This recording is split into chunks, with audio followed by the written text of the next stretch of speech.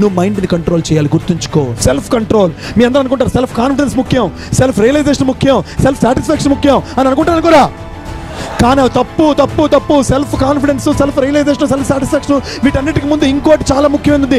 అది మీరు కానీ తెచ్చుకోండి. ఇవన్నీ మీకు మీకు మీ తెచ్చి మీ కాళ్ళ ముందు అవన్నీ పడి ఉంటాయి. సెల్ఫ్ కాన్ఫిడెన్స్ కానీ, సెల్ఫ్ సాటిస్ఫాక్షన్ కానీ, సెల్ఫ్ రియలైజేషన్ కానీ నీ కాళ్ళ ముందు నీ కాళ్ళకి వేసుకుని బూట్లాగి నీకు పడి ఉంటాయి. ఏం తెలుసు అది?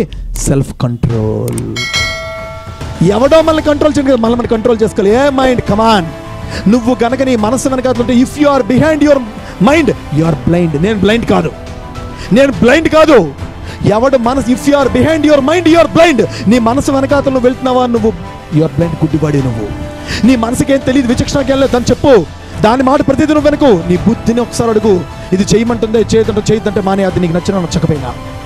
Don't follow the mind. Mind is a mad monkey. శరీరంతో ఉంటే పశువులం, మనసుతో ఉంటే మనుషులం, బుద్ధితో ఉంటే మహనీయులం. నాలుగోది ఆత్మపూర్వకంగా ఉంటే దైవం. దేహో దేవాలయ ప్రోక్తో జీవో దేవ సనాతన. ఎక్కడో లేదు, కదిలే ప్రతి ఒక్క దేహమే టెంపుల్. దాంట్లో చర్చ్, మసీదు, దాంట్లో ఉన్నటువంటి ఆ సోలే గాడ్. నువ్వు విగ్రహాలలో లేకపోతే మీరు క్వశ్చన్ అడుగుతాను చెప్పగలవన్నా?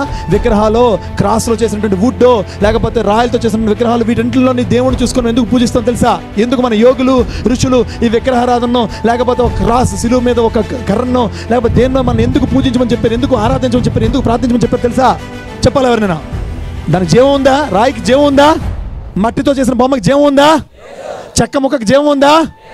ఏది లేని జీవం లేని దానికి ఎందుకు నువ్వు పూజిస్తున్నావు, ఆరాధిస్తున్నావు, ప్రార్థిస్తున్నావు అంటే ఎవరి జీవం లేనటువంటి దాంట్లోనే నువ్వు దేవుణ్ణి చూస్తే, జీవం లేనటువంటి దాంట్లోనే నువ్వు దైవాన్ని చూస్తే, జీవం ఉండి కదిలేటువంటి ప్రతి దేహము శరీరము కదిలేటువంటి ప్రతి మనిషిలో నువ్వు తప్పనిసరిగా దేవుణ్ణి చూస్తావనేటువంటి నమ్మకంతో మన యోగులు అప్పటి ప్రాచీన కాలంలో పెట్టారు. కాబట్టి మనం దీన్ని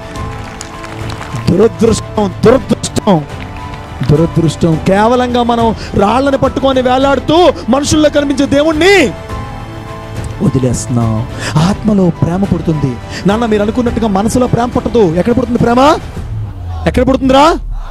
నీ తల్లి ఆత్మలో నీ అందు ప్రేమ పుట్టింది కాబట్టి 10 డెసిమల్స్కి చచ్చిపోవాల్సినటువంటి నొప్పితో ఉండి కూడా 12 డెసిమల్స్ దాకా నీ తల్లి బతుకుంది. నువ్వు బయటకు పుట్టగానే నేను దగ్గర తెచ్చుకొని నీకు ముద్దు పెట్టింది.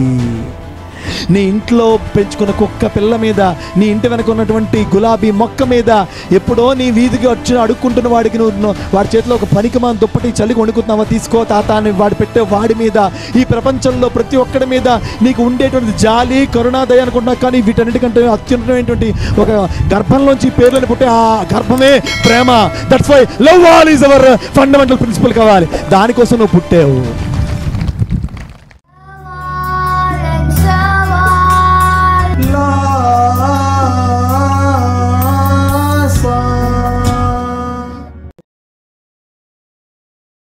Like this video, share this video and subscribe to Lhasa Foundation YouTube channel and click on the bell icon for notifications. Do write your valuable comments and suggestions in the comment box and ask for more new videos on which subjects you want. Support Lhasa Mission.